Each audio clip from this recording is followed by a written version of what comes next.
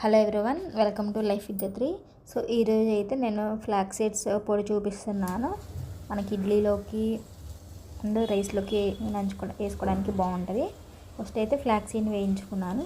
తర్వాత ఇంగ్రీడియంట్స్ వచ్చేసి మెంతులు, జీలకర్ర, ధనియాలు, ఎండుమిర్చి అండ్ వెల్లుల్లి కూడా.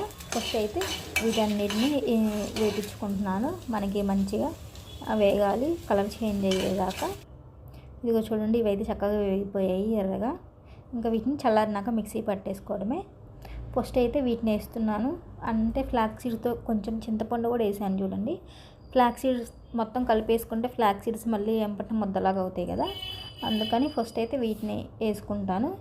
సో ఇవైతే వేగినాయి, వేపించేసుకున్నాను. వీటి తర్వాత ఫ్లాక్స్ సీడ్స్ని యాడ్ చేసుకుంటున్నాను.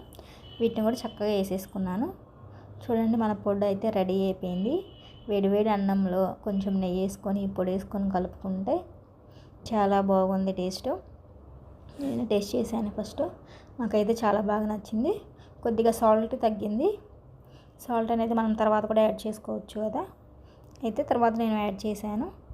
ఒకసారి ఈ రెసిపీని ట్రై చేయండి, ఎప్పుడు ట్రై చేయకపోతే. Very tasty and healthy. నా వీడియో కనుక నచ్చితే ప్లీజ్ లైక్ చేయండి.